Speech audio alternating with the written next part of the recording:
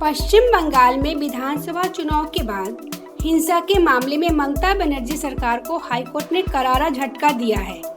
Calcutta high court ने सख्त रुख अपनाते हुए अभी तक भड़के हिंसा के मामलों में एफआईआर दर्ज कराने का आदेश दिया है। हिंसा में भाजपा कार्यकर्ता अभिजीत सरकार की हत्या के मामले में दोबारा ऑटोप्सी कराने के आदेश दिए हैं। ममता बनर्जी सरकार के लिए उच्च न्यायालय का यह आदेश बड़ा झटका माना जा रहा है।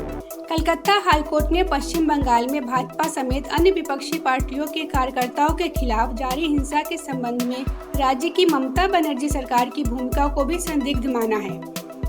हाईकोर्ट ने ममता बनर्जी सरकार को हिदायत देते हुए कहा कि पीड़ितों को राशन मुहैया कराएं और उनका इलाज करवाएं।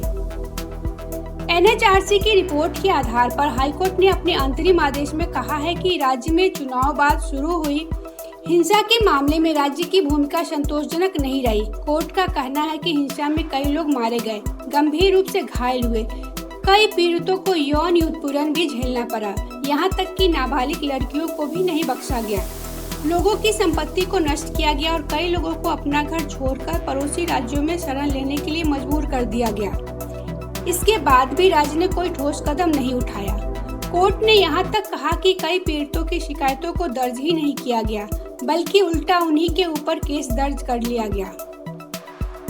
उच्च न्यायालय की ओर से राज्य के चीफ सेक्रेटरी को आदेश दिया है कि वह चुनाव बाद हिंसा से जुड़े मामलों के सभी दस्तावेजों को सुरक्षित रखे। कलकत्ता हाईकोर्ट ने राष्ट्रीय मानवाधिकार आयोग के सदस्यों पर हुए हमले पर भी सख्त रवैया अपनाया है। कोर्ट ने जादवपुर के जिला अधिकारी और पुलिस अधीक्षक को कारण बताओ नोटिस जारी करते हुए पूछा कि क्यों न उनके खिलाफ अवमानना की कार्रवाई शुरू की जाए।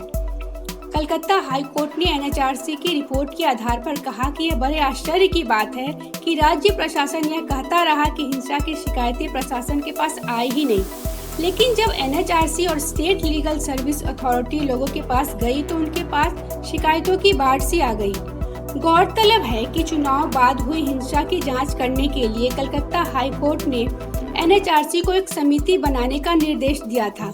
इसी आधार पर एनएचआरसी ने एक समिति बनाई थी जो बंगाल में अलग अलग हिस्सों में गई थी।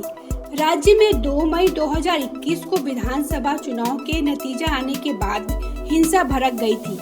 हाईकोर्ट के आदेश की जांच के बाद एनएचआरसी की टीम ने 30 जून को कोर्ट को रिपोर्ट सौंपी थी कि जादवपुर में इसी समिति पर हमला हुआ था।